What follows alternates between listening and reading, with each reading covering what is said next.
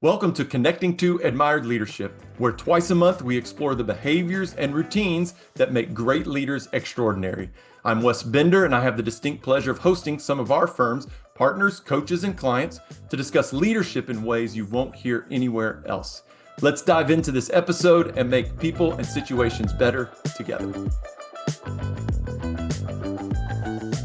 As people are dropping in, Diana, one thing we discovered, we have more people attend our Friday sessions than we do our Tuesday sessions. We just discovered that today, which was interesting, but this is one of our Tuesday sessions. It should be very good today because Diana and I just before this were talking about reorganization of rooms and houses as well as mother-in-laws. That was our topics. Those were our topics of conversation running into this. But we are very glad you're here. Welcome, everyone. Those of you joining, whether it's a good morning, good afternoon, or a good evening to you, we're very glad you're here. You're listening to this recording, perhaps on your walk, on your run, all those kind of things. We're glad you're here. Thanks to Sophie, who kind of produces these sessions each month.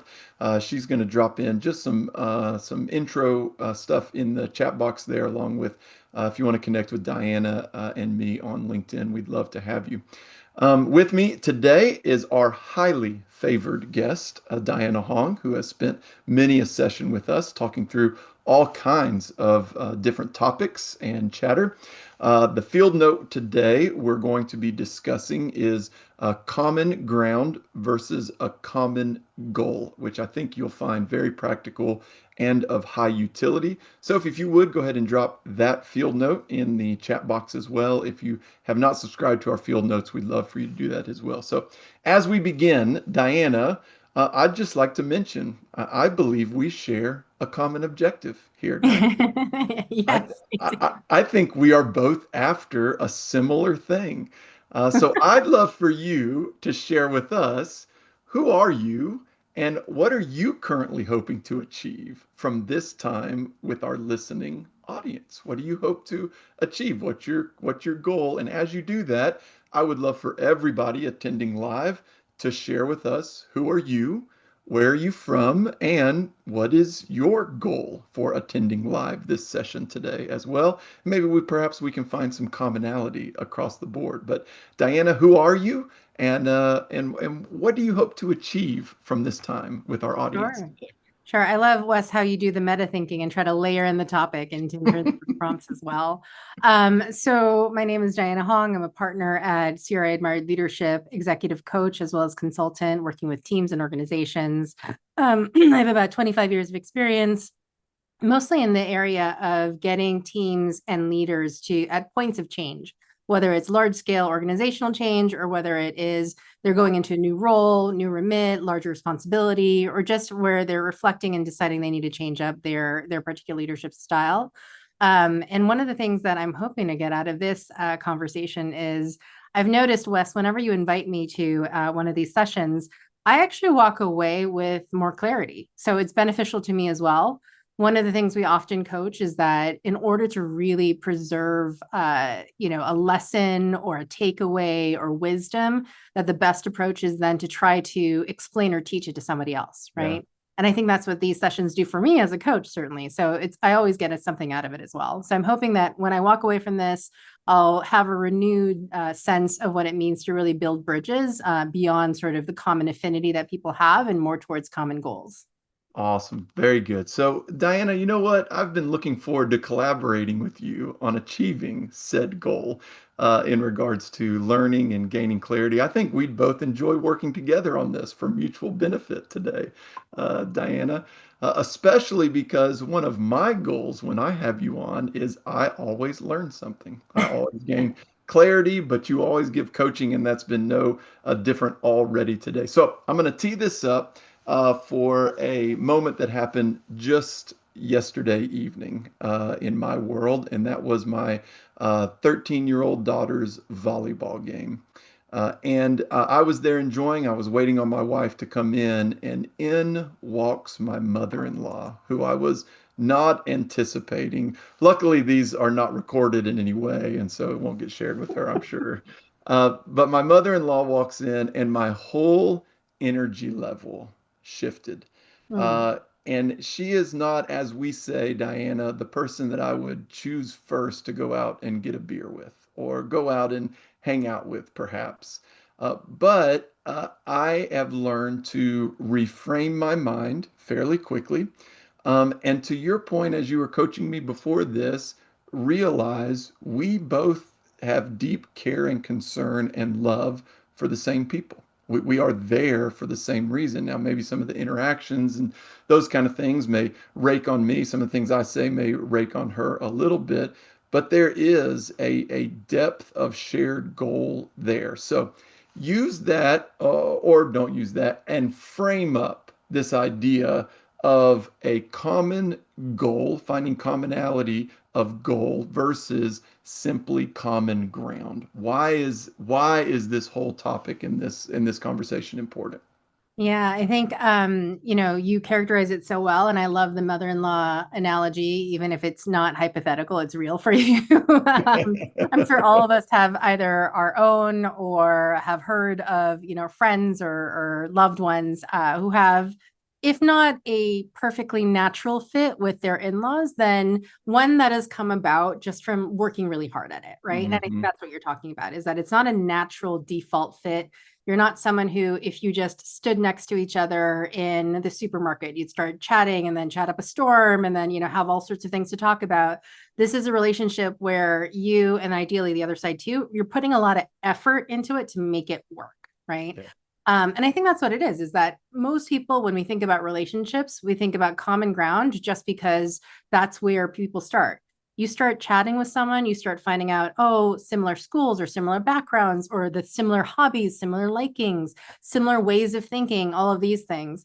And that's usually where the relationship or conversation will start, is like, Mhm. oh, you're kind of like me in this way. Mhm. Well, I like me. I must kind of like you then, right? And so we get to build a relationship together. But in the workplace, especially, and in other places in our lives, like with our in laws, we don't always have the luxury of saying, oh, I like you exactly as you are, and you like me exactly as I am. And yet we still have to work together. We still have to coexist together. That's And so right. that's the point that of our field note, and also how we coach about this particular situation, which is if you focus less on commonality, the things that you actually share in common, and you Hmm. focus more on common goals, which is what are we building that we can Hmm. share together. Hmm. So we are going to build something and share it together.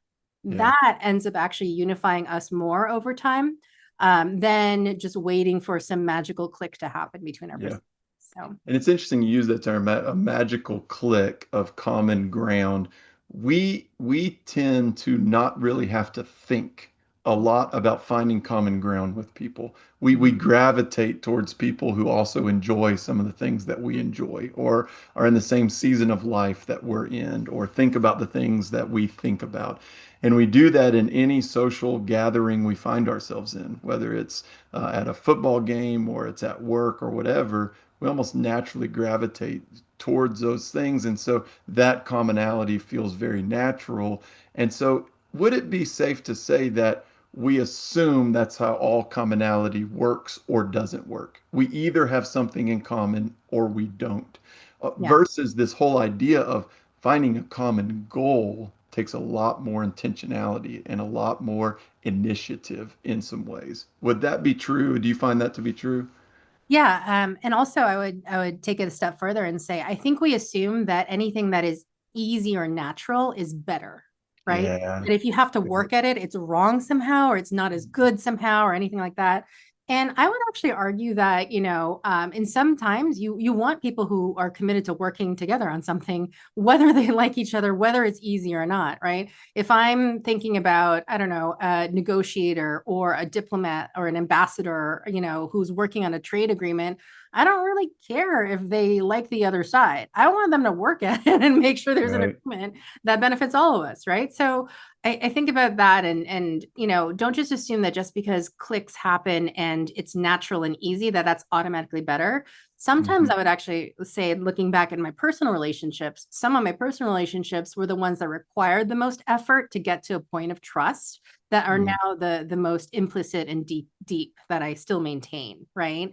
And it's that idea of actually along the way, I saw the other person, whether it was a friend or a colleague or a former boss or a former direct report, I saw them step up to the plate and also try again and again and again.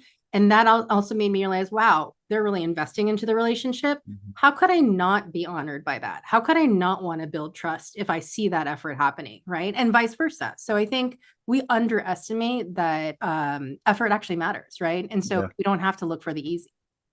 I love that. I heard somebody say the other day, kind of characterizing the culture that a lot of adolescents are growing up in today and the kind of scene that they have. And that is that everything seems fast. It has a lot of speed. It's convenient. There's a lot of nurturing. Risk is not rewarded like it used to be. It's all entertaining. There's a lot of entitlement. And their point goes back to what you just said, that when you're growing up that way, everything that's the opposite of that seems to come across wrong. Right. If it's slow, if it takes effort, if it's not entertaining, if it's boring, comes across wrong.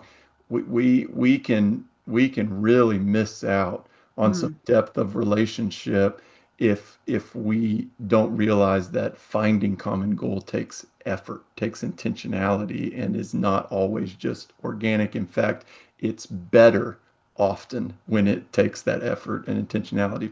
So we received a lot of pre-submitted questions for this particular session, especially around working with people who've wronged you in the past, generational gaps in the workplace or behavior, and communicating to kind of varied individuals. You've touched on it a little bit, but how do you work to find shared values and mutual respect when maybe the foundation is a little more shaky than you would like it to be? Yeah. So you're not coming at it from a completely neutral, maybe we're just not clicking on the personality level together, but there actually was something where you either took something some way or someone said something a certain way in the past before. And so there's been a little damage to the relationship. Yep. Got it. I always think it's helpful to sort of gut check and see if you can have the conversation about the relationship first. So because sometimes it may feel like a risk, but sometimes it actually is the thing that breaks the relationship wide open, right? Where you say, look, can you and I look at each other and acknowledge that we misstepped with each other and we misunderstood? Can we have a level setting conversation because we need to work together over the next 3 months pretty closely, right? Hmm. Let's clear the air and make sure that we do that because I want to go into this fully invested into the relationship and also our shared goal of success and make that happen, right? So there is that avenue. Sometimes that's not possible either because you're feeling like you still don't know that person well enough, or whatever's happened in the past is so large that it seems to make it very, very risky. If that's the case, I do think that really even over indexing on the shared goal, right? So we can build trust over time by trying to set a goal and then succeeding together.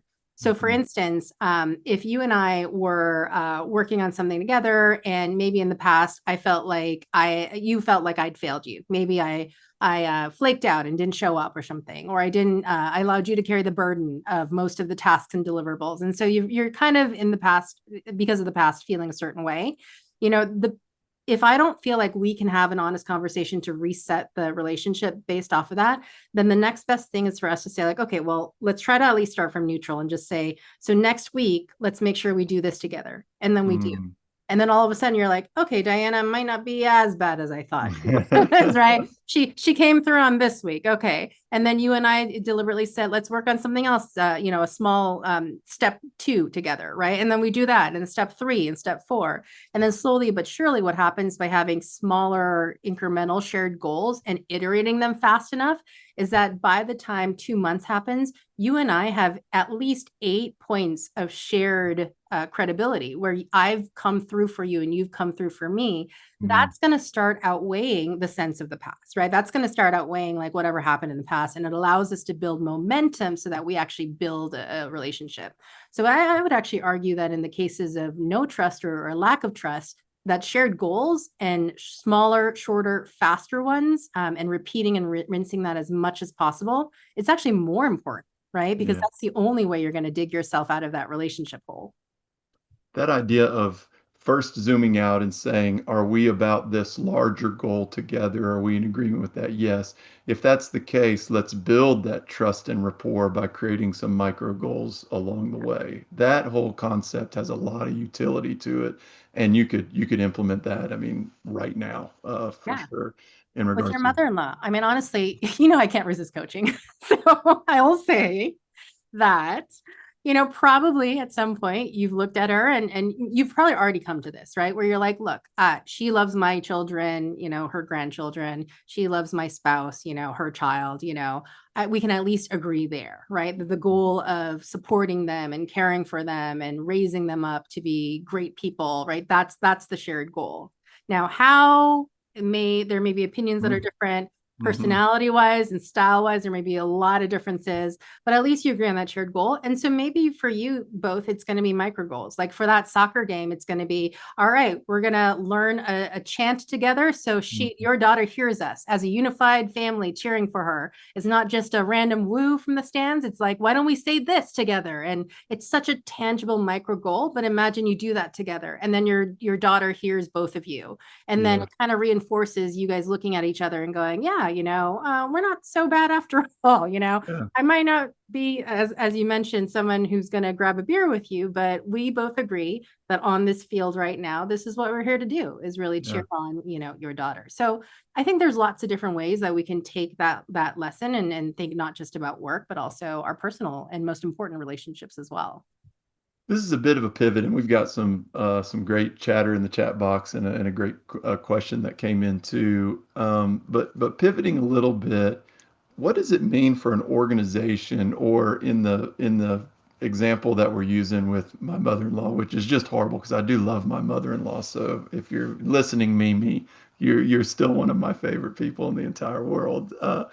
And so, but what does it, yeah, what does it mean for the organization or the team that's on the receiving end of two people who obviously have tension and conflict, all of a sudden find a common goal and they're beginning to work mutually together?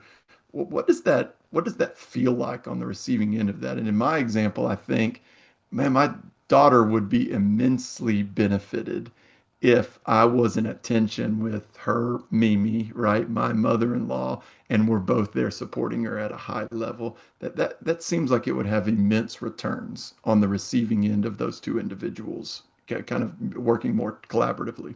Yeah, I mean, I think there's two aspects. One is the sense of psychological safety, which we talk about a lot as leaders, right? What's our goal in terms of creating that? And the reason I bring that up as relevant is that if you think about it, generally speaking, if someone else and you aren't getting along, usually that person also has their fans and supporters and team Mhm. members behind them. Very rarely is someone so just completely atrocious, right? That everyone in the company is against, right? Or organization or family or whatever. Well, Usually, you haven't met my father-in-law. No, I'm just playing. That's a joke. okay. That's a We're joke. unpacking a lot of That's a drama joke. here, family drama. But so anyway, but at any point, like what I mean is that so I'll have my supporters, the person will have their supporters. If we have tension, what we're actually subtly telling people around us is that you got to pick a side, right? Yeah. And who wants to get dragged into that? Like that's the last thing they want to think about at work, especially with leaders who are supposed to set a good example, things like that. So that actually makes people feel less safe because now they have to watch what they say. They have to Yep. watch what they say either with your faction, right? Or they have to watch what they say in case it blows back to their leader or things like that. And they want to protect them. So any element where someone's sitting there like, I can't just say or suggest something. I got to think about the political repercussions of this, et cetera, creates a less safe space for people. And so that's not what we're about. Yeah. That's where we see if you're able to then be frankly zoom out as you said and just say what's better for not just for me and this person in our relationship but also for our teams is for Hmm. us to try to reset the tone so that it is shared in some way so that we do feel like we are under one mutual objective or a few mutual objectives. Then that's actually going to ease the tension that is underlying across everyone, right? I think that is obviously the harder but certainly the more nobler choice as a leader to make, and sometimes you do have to make it about other people, quite frankly, and what's good for them to reset the tone versus what might have happened or what might quite validly, be a concern for you in terms of your relationship with this other person. So Yeah. And then back to our earlier point, so I think a lot of times we do sit in that room and we say all the things, right? We say do we agree that it would be better for our team if we work together? And we say yes. But the utility of actually making it happen in those small incremental wins along the way, or those exactly. small promises that you keep along the way, or those small goals that you end up meeting, that's where it really has the impact. And 100%. and um, and I've seen you and other coaches and our partners, that's where you work in. That's where you really dig in and say, what are those? Yeah. And I do think, obviously having a big, meaty, exciting goal to work on together is great, because that gets everyone pretty much, sort of interested and excited. But Mhm. yeah, if you're talking about trust happens incrementally. Trust Yeah. doesn't happen in big dramatic swoops, because very rarely is someone swooping in and rescuing you from making a mistake or whatever, things like that, right? It's small incremental promises that were made, kept, and followed through. And then you're like, oh, okay, this person is reliable. I can start trusting what they say now. And so I think we need both. We need sort of the strategic Mhm. excitement and momentum of something that we're working together on, but then the behavior is all about day by day. What can I do for you? Yeah. What can you do for me? How do we come through? And how do we make sure that that the result is good? Yeah. Uh, and then the other thing that I would throw out there too is this idea that if we have this commitment to each other, a lot of times what we'll find is that the actual investing into the relationship is, which is a phrase I've used before, is what changes the relationship, right? Mhm. So it's kind of like this interesting, we talked about magic. It is the magic, right? So just by the fact of signing up to say, all right, I'm committed to doing this. It's not natural, it's not easy, but I'm committing to doing this. And if both sides do it, that's what actually makes the relationship all of a sudden start gelling together. Because as I said, people see the effort you're making, right? And Yeah. you see the effort they're making. I have an And I did, example where, sorry, go ahead. I was just going to say, and I didn't broadcast it and I didn't have to showcase it or anything. It's in Yeah, those small little yeah, moments where I showed some intent yeah. to move forward on this shared goal that we have. And that's where it really starts happening. Go ahead. 100%. Yeah. And I was just going to add to that, similar to what you were saying earlier, is that, you could have a meeting where everyone says all the right things, we're on board, fine, but it's the small things where really things follow through. It's actually in the small things too, where things can fall apart if you don't Mm. actually follow through on those, right? So how many times have you been in a meeting where, yes, yes, yes, we're on board, we have a shared goal, etc. And then people walk away and be like, it's not really to our benefit. Let's not do that. Or they find quiet ways to sort of sabotage or resist or slow down or whatever. Those are all implicit messages that we're sending about whether that relationship should be invested in or not. Right. Mm. When we as leaders say, yeah, let's not hurry ourselves, it's not make or break or whatever, even though we walked out of a meeting where we said, yes, we'll make that a priority, we're basically telling all of our people that everything we said in that meeting was a lie. We don't actually want to invest in this relationship.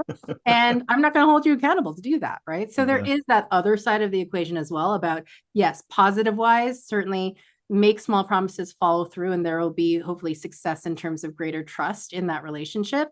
But also negative, if you don't do it, you are simply reinforcing not only your behavior, but everyone else's around you about how Mhm. not to treat that relationship with, with respect or honor or even proactive, productive concern. Right. So That's awesome. Okay, so let's grab a. I'd love to hear you speak to this question that came in, and I'll read it. And then I also want to speak real quick since we're talking so much about relationships. Sophie, I don't know if you can tee up the relationship short course that we actually have coming up here very soon, which is a phenomenal opportunity for leaders to engage in some real practical utility around building relationships. Speak to that, but the question that came in or statement, I think indicates probably having you speak to that gives us all the different complications that can go into something like this. So the person says, I wonder if there's another way to say goal. mm, Um, I think singular with the word goal. Um, Within public education, which apparently this person works in, The balance lies in serving both students and employees as a leader of both. Sometimes it's not clear how to take at times divergent needs into one convergent goal.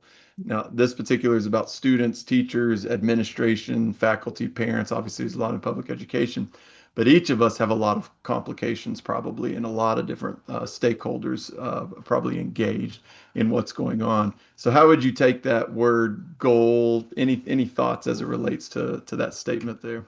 Yeah, I mean, I think we can definitely recast goal as an outcome or a priority or a value, even. You can get as sort of more fundamental and foundational that way. I think that the key thing here is that I see it work really well when you have committed to something where both of you feel like you are going to strive and get reward or create some kind of benefit together, but there's also some risk, right, on both sides. So if you just say, oh, we have a shared goal or a shared priority or shared value, but then only one part is really on the hook to deliver, and the other part's like, yeah, for advice and support if you want, right? That's not really shared, right? That's just So, feedback and accountability and your exactly. and management, right? Exactly. So I guess for me, it's about, we can call it more conceptual, where you start talking about like, I have a shared vision together, right? Totally fine. But the real aspect is how shared it is. Like, make sure Mhm. it's really shared, that both of you are going to be seeing progress out of it, or you're going to be potentially seeing, some loss out of it, whether it's just even the loss of your time from both sides, right? I Mhm. think that mutuality is important. Yeah, that's awesome. Okay. So, absolutely. The question was answered there. Diana, as always, typically when I facilitate these, I'm thinking about what you're saying, I'm going on to the next, but you have this way of just captivating me, and so I get so enthralled with what you're saying. As we do that, lots of people, I'm sure, have lots and lots of questions. We had lots of questions come in ahead of time. Sophie, as always, for our live attendees, will drop into the chat box if you want to just schedule a quick 10-minute quick conversation with one of our coaches. She'll drop that in and you can schedule that specific to this particular topic as well. Um, uh, Diana, any ways in which you've seen this play out with clients? Let's end there. How has this idea of bringing into the conversation a common goal been beneficial as we work with some of our clients? Yeah. I had a coachee who, through a reorg, was now working side by side with someone who they had originally been kind of competing with before, right? So, competing with in terms of resources, competing with in terms of going up against each other for promotions and things like that. And now they're supposed to be collaborating together. And so it wasn't like there was bad blood per se. There was no atrocious behavior in the past before, but there was definitely kind of like, oh, now I have to rely. I'm like, we're being graded together, so to speak, right? So Go ahead and drop the name of the person that in the chat box right now that you're right, immediately exactly. is coming. Everyone has one of those, right? So just drop your version of that in the chat. So one of the ways that we talked about was this idea of, okay, how do you truly show that you're on the hook as much as the other person is on what, right? What do you want to work on? And even if it's something that isn't necessarily a KPI or a big initiative that you're being asked for by your senior leadership in this organization, maybe you can make a project that you both agree on that is important together Mhm. for the sole purpose of, we're both going to live or die by this, right? We want to succeed or we want to fail together on this, just so you build those muscles, right? And so they did that. They decided to really invest in terms of a workforce strategy together. So they planned, what are the skills we'll need next year and beyond, across both of our teams instead of as separate teams. They talked to HR as, if we did recruiting as a single unit instead of separate silos, what would that look like, right? They told their now one single mutual boss, like, hey, can you keep us accountable for working on this together? We want to come to you and say, here's our talent, strategy. Here's our workforce recruiting, numbers, those kinds of things. And so they created this thing that was necessary, but they decided to deliberately create some collaboration together. And by the end, I mean, I won't say that they're best friends at all, right? But Mhm. I will say that they have a huge amount of respect for each other. And because Yeah. they built the muscle of collaborating, the next business line project that came by that they had to collaborate on, it was a little bit easier because they already had, even something simple, like they already had weekly check-ins with each other just to discuss that and talk about what's next and what are some roadblocks that they need to tackle and things like that. So even the muscles and behavior and habits around how they communicate with each other was already built from that. And they just kind of continue that going forward. So I think it does work. It's not obviously the panacea to everything. If you think like, even the person I hate most in the world, I'm going to suddenly overnight become, such a fan of or whatever. It requires two sides of every relationship to really invest carry forward. But I do think it always helps. Yeah. I love how you said that build the muscle of collaboration. And it's those, I think one of the big takeaways from the 30 minutes that we've spent that we've been talking here is those small reps of those small promises of those small goals incrementally build the muscle of collaboration in a lot of ways. I love that. I'm going to get Sophie, if you would love to see you in person. We're going to be in Atlanta, Charlotte, Vegas, and Boston during the course of the remainder of the year. She'll drop some of those events along with others that are there too. Would love to see you on the next Connecting to Admired Leadership webinar as well. Diana, as always, thank you. I know we had some other questions that didn't get answered today, or we didn't get to that are pre-submitted. We will stay on and leave that chat box open here for a bit if you want to grab at any of those links. Any final encouragement for our listening audience, Diana? I would say that the big takeaway should be that effort matters. And that's actually completely controllable because we can control the Mm, kind of effort we put into a relationship. It does not have to be this mystical personality match, right? Or we found a whole bunch of common ground, right? So that's why I actually think this is the most optimistic way to think about each one of your relationships, no matter how testy it could be, because effort matters. So yeah. do that. Love that. Diana, awesome as always. Thank you so much. Again, we'll leave the chat box open if you want to grab any of those links. Everyone have a fantastic rest of your day. Thanks, everybody.